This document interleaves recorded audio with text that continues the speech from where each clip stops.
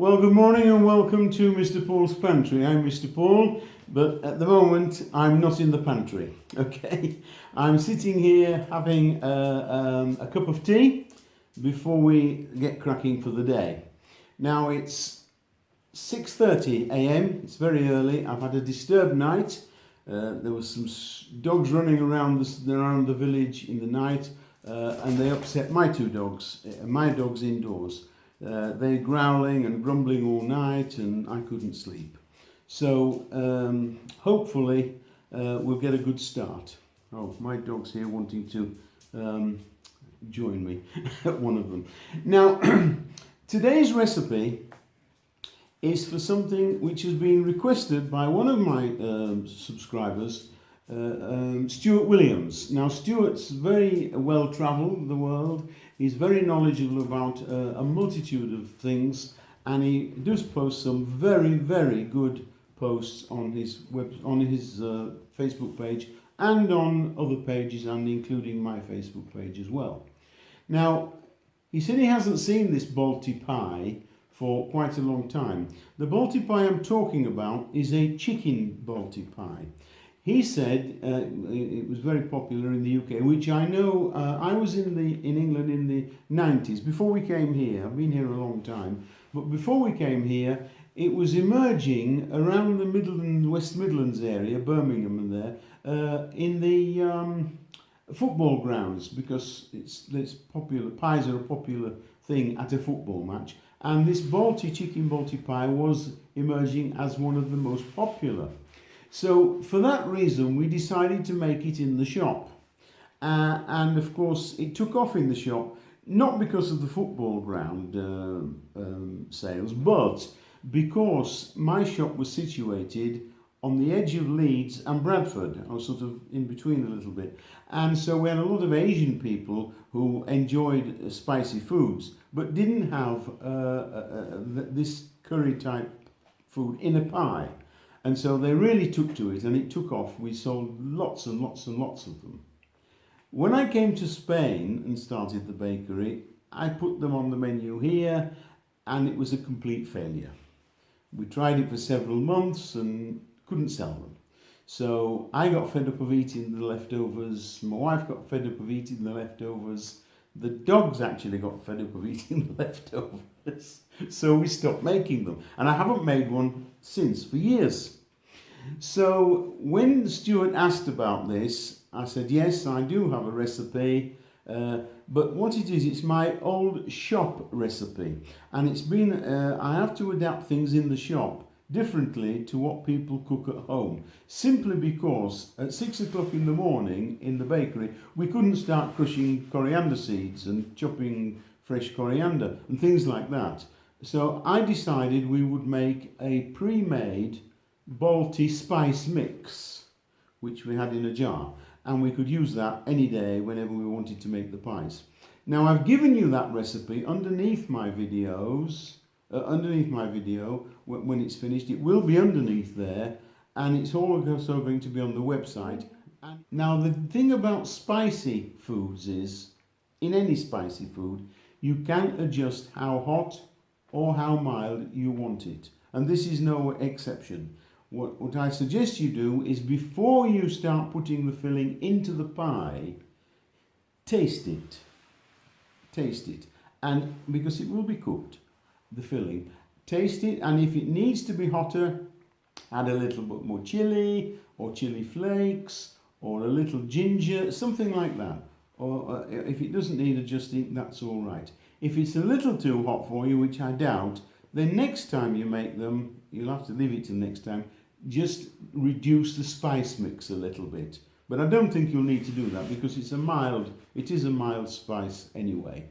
So I'm going to go in the kitchen now, get sorted out, and I'll show you the ingredients and everything as we go. I'm just going to finish my tea and then I'll make a start. So I'll see you shortly.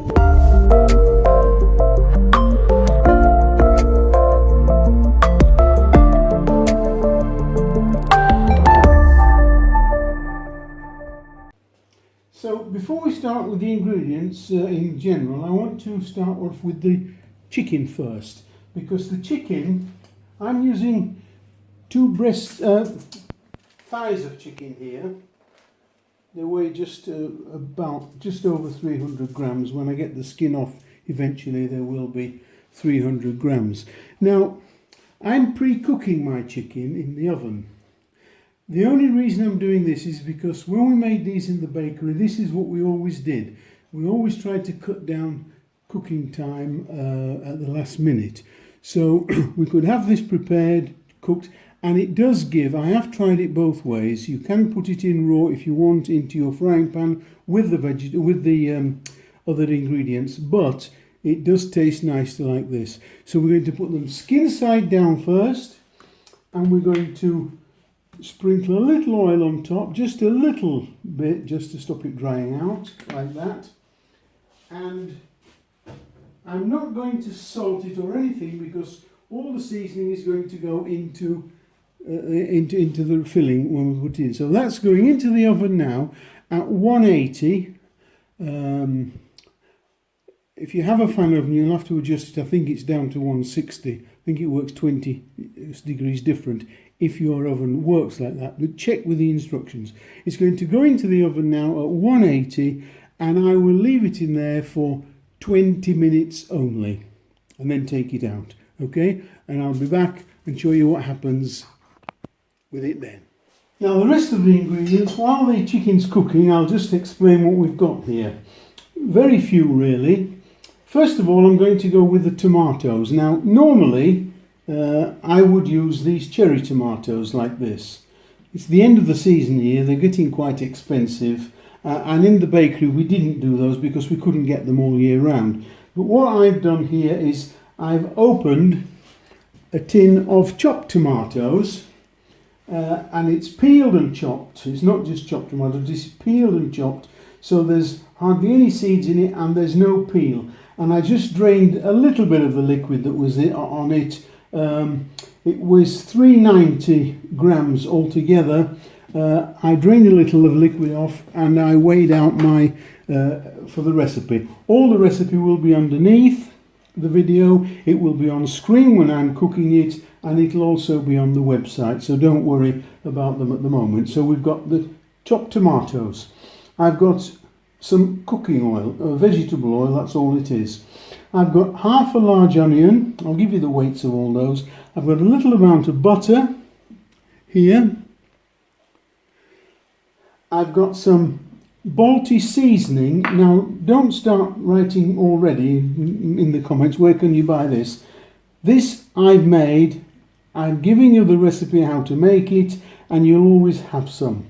It saves having loads of bits of spices and bits of fresh chilies and all that. And that's some Balti Pie seasoning that I've made.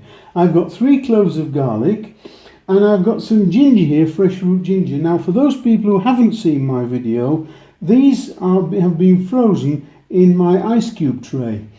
I peeled it, chopped it in my food processor and put it in my ice cube tray, and when I lift them out, I've just got, that's equivalent to what they call a thumb size of root ginger chopped up. It's about a good teaspoonful. So I've got 2 of those. It's already chopped and prepared, you don't have to. Now these days in your supermarkets, I do understand, although I haven't seen them here, well I haven't looked, but I haven't seen them here, you can buy jars of paste of ginger and paste of garlic, which are a lot simpler to use, but I haven't seen them. So this is my fresh ginger, 3 garlic cloves, a very tiny amount of sugar, and the chicken, and of course a pinch of salt, about half a teaspoonful. I can't measure that out just to show you, I'll just put a pinch in. So there, I'll go over, there's the tomatoes, there's half a large onion, some butter, Balti seasoning,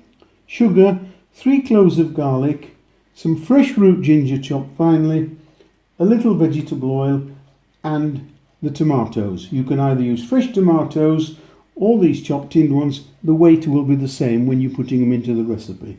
Okay, now I'll prep these vegetables, chop the onion, and by that time the chicken should be ready also. I'll see you soon.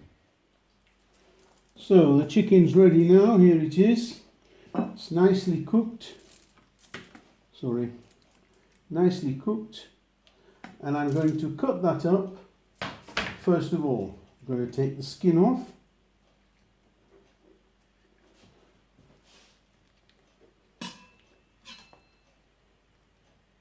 That should pull straight off like that. And then we're going to just cut that up into smallish pieces because I'm making small pies. Obviously, if you're making a larger pie, then you could get away with larger chunks of meat. But you don't want a small pie with great big mouthfuls of meat inside it. We want a nice selection of filling inside the pie. Now, as I said to you, you can put the chicken in raw if you want, but I've always found it better to pre-cook the chicken, and also if you've got any leftover cold chicken or turkey or after Christmas, things like that, then it's very ideal. But this way it means the pie's in the oven a shorter time, so you get a nicer pastry without overcooking it, making sure that the inside is cooked. Just take the skin off.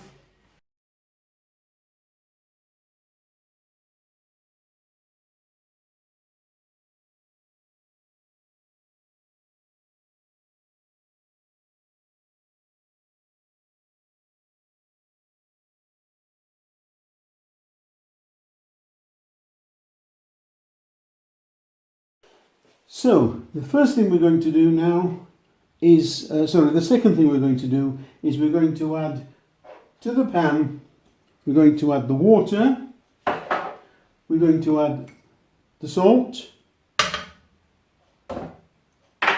we're going to add the butter,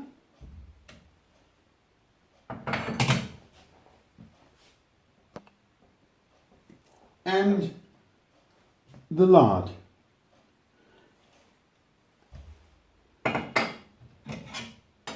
I'm going to heat that up now until it starts bubbling and all the fat has melted. Now you can just see the water coming up to the boil. I'm sure you can see that. And once that's happened and all the fat is melted, there's just one little bit of lard floating about there. Leave that a few seconds. We're going to add that to the flour. Right, so I've got the flour in the bowl. I've just put a damp cloth on there just to stop the bowl moving about. And we're going to add the butter, water and lard into the flour. Now it's very, very hot, so don't try stirring it with your hand. And instead of mixing it with a spoon end, I'm just going to use the handle of the spoon to start with because if anything sticks to it, it's much easier to clean than trying to clean the bowl of the spoon out. So we'll just mix that gently round until it's absorbed all the flour. You can put this in a mixer if you want, and when I'm using for pork pies etc. A hot water pastry, I'm making big quantities, so we do mix it obviously in a mixer. But this, it's a small quantity and it mixes very, very quickly. This is one of the easiest pastries you're ever likely to make. In fact, if you can't make pastry at all, you've given up on it, have a go at this and I guarantee 100% it will come together. So there we are. It's now almost incorporated all the flour there. You can see. There we are.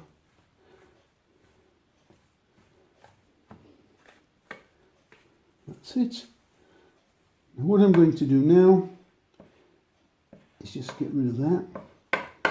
I'm going to move my cloth and put a little flour on my board, and I'm going to tip this out. And I start to just push it together first. Just make sure we've got all the flour incorporated. It's very hot at the moment, so if it's too hot for you, just leave it a short while to cool down. Don't worry, it won't spoil anything. So we're just going to knead this a little now, not much. We're not making bread, but we do need to just develop a little of the gluten to make a nice firm pastry.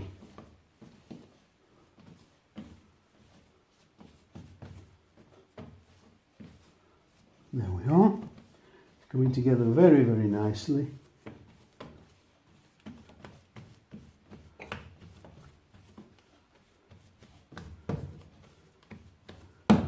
Lovely.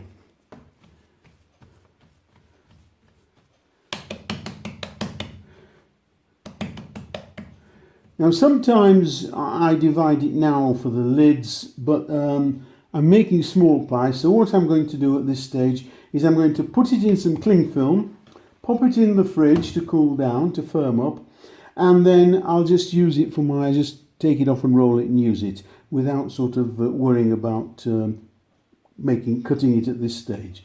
So cling film now, in the fridge for 30-35 minutes, and it will be nice and firm for you to use. And in the meantime, while that's cooling, we're going to get on with the filling. So, I've got my pan here on medium heat, and I'm going to first of all add the oil in there. And next,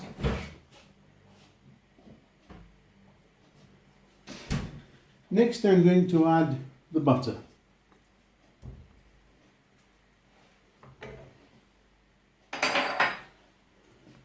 And we need to get that melting down a little bit. Now the reason I've put the oil and the butter together is, I prefer doing this in butter, but I put the oil in because it prevents the butter from burning. That's why we do that. So we're going to next I'm going to pop in the onions. Next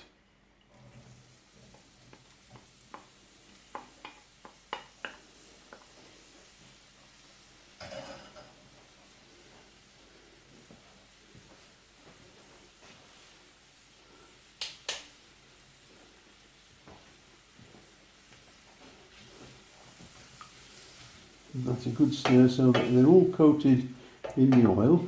Now the process here is we need to gently cook these until they're soft and just start to brown.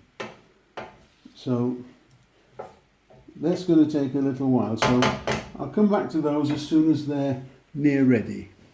Now they've started softening, as you can see, just 2 or 3 minutes. The next thing we're going to put in there is the garlic and the ginger. Remember, these ginger little pellets here are very, very finely chopped because I did them in the food processor months and months ago, and I have put a video up. I'll put the link underneath the video so you can check how I did it. I buy fresh garlic, I peel it, chop it in the food processor and put it into my ice cube trays, and then when they're frozen put them in a bag, and I just lift them out 1 or 2 at a time when they're required, okay, just like that. Now that's the next thing that's going in. Now the other thing that we have to put in next, of course, is the spice. Now this is a Balti spice mix, and as I said before when I was showing you the ingredients, don't start writing asking me where you buy this. I make it, I'll give you the recipe all along with this recipe on my website and underneath the video, and so you won't need to worry about where you can buy the right mixture. I'll give you the right mixture and the measurements. You put it in a screw top jar and save it and just use it as and when you want. Now we'll just keep cooking that off because the spices do need to be cooked nicely first. And the next thing I'm going to add in there is the little bit of sugar, and it's a very small amount, but it's amazing what a difference it does make. The smell is absolutely amazing as soon as these spices start to cook out. I mean, the kitchen is full of such a beautiful aroma, it's unbelievable. It really filled it instantly. Now they're just softening nicely, those onions. The next thing I'm going to pop in is the tomato. Now remember what I said, I'm using tinned chopped skin tomatoes.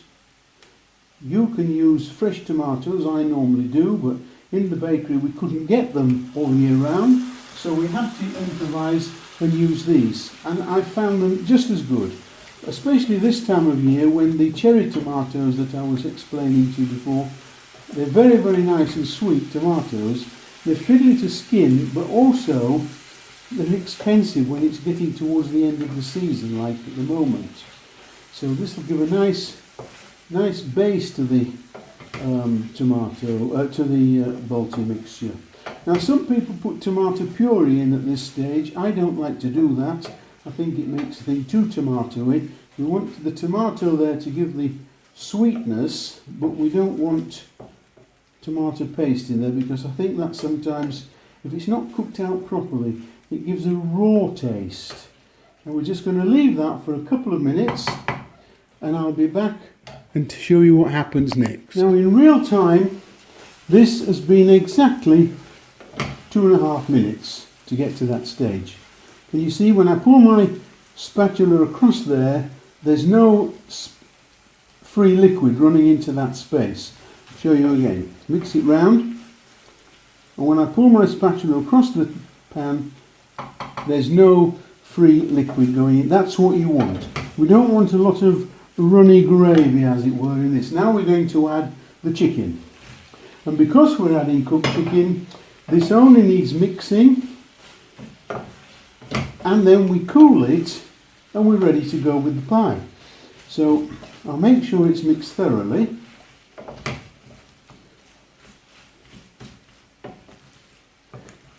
If you feel it is very, very dry, and sometimes it can be, it depends how wet the tomatoes are, you can, of course, if you want, just put a little drop of cold water in, just a tiny little bit, for instance, like that. I'll show you. Doesn't need much, just to slacken it a little bit so that it's not sticking to the pan.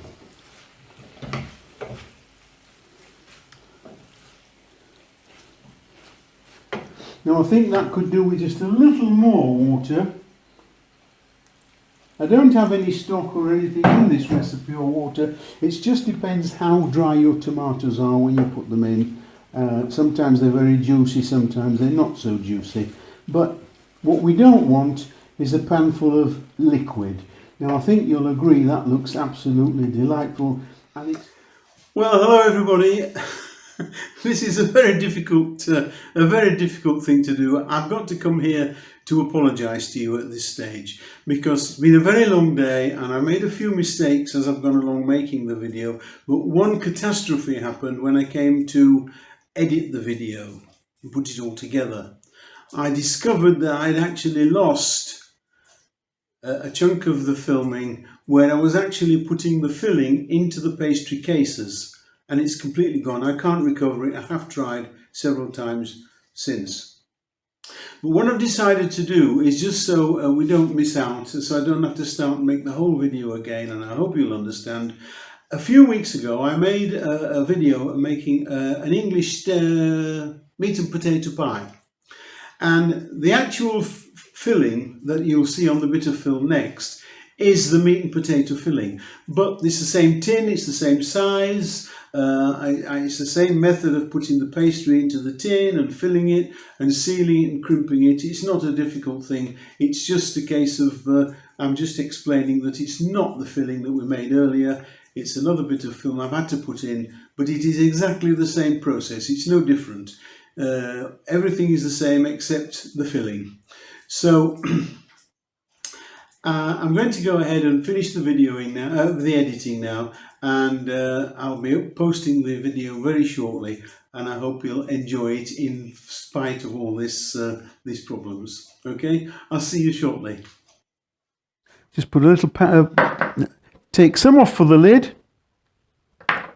There we are, and we'll roll this out for the base.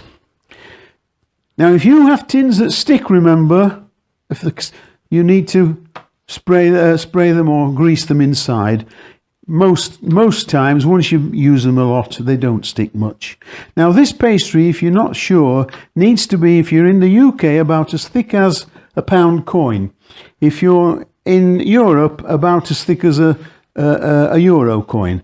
Now we put that on there and lift this so it drops inside. We don't stretch the pastry. Just lift it so it drops inside. It doesn't matter if it folds, like you see it's folding some like that. Don't worry about that. Just get it into the bottom and then press to the sides so there's no air. Missed a little bit there, patch it up. And there's a little bit there I can patch up with. Look, I didn't see that. Just make a patch on there if it's necessary. Because remember, the lid is going to stick onto that. So then we put in the filling.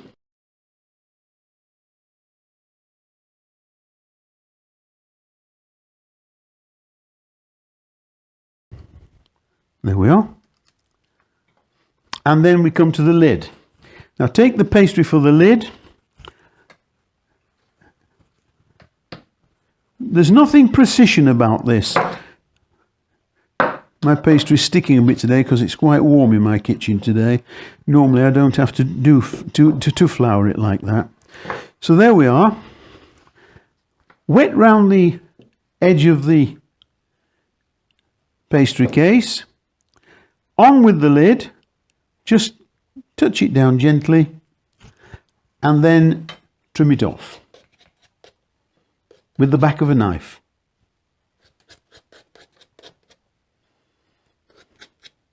Just like that. There we are. And you can, crimp it if you want like this, or use the back of a fork, the tines of a fork. It doesn't make a lot of difference. As long as it's sealed down the edge, there we go. Now, remember, if you're going to put a vent in it, egg wash it first, and then cut your vent in the top like that. And that's ready to go in the oven. And we cook these now at 180 for about 35 minutes. Well, here they are straight from the oven, as you can see. Very, very nice looking. I'll show you a little closer. Now they're too hot at the moment, but I'll leave them a few minutes to rest, and then we'll see if they'll pop out of the tin. They should pop out all right. I think they look. Oh yes, look. Yeah, they look quite nicely cooked underneath. No soggy bottoms. There we are. Beautiful pies. I'll just let them cool a little, and then we'll cut one and have a look inside and a taste. Well, here it is. It's a beautiful looking pie. As I said before, it's nicely cooked underneath, and we're going to have a look inside.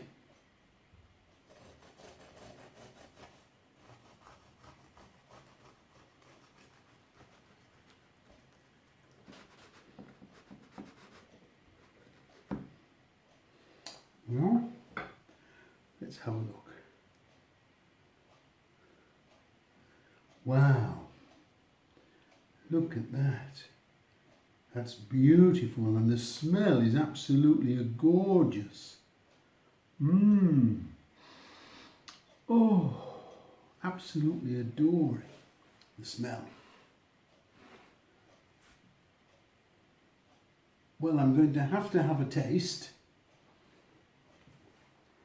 So here, I'm going to have a little taste of this now and see what it's like. The pastry is absolutely gorgeous, and as you can see, the filling is still nice and moist. See that? I'm just going to have a little bit of the chicken and of the pastry. Oops, off there. A little bit of the pastry.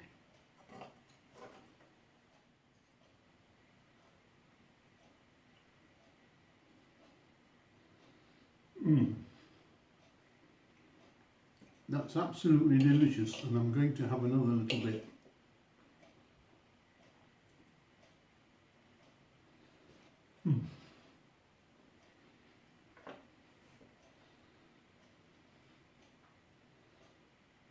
Well, that's a real success. And I'll now show you how I would serve it up. Well, there it is. That's how I would serve it, with a nice little salad, a few chips or French fries, and the beautiful Balti Pie. Well, I hope you've enjoyed the video. If you have, go underneath and give it a thumbs up, please. They all help. And if you have any comments, suggestions or questions, leave those in the comments section below. I do read every single one of them. And if you haven't subscribed yet, then do go down and look for the subscribe button, this red one you can see now. Click on that and a little bell icon will appear, and YouTube will tell you every time I put up a new video, so you won't miss one. This is Mr. Paul now saying bye for now, and I hope you enjoyed yourselves, and I hope to see you all again sometime soon. Bye for now. Bye.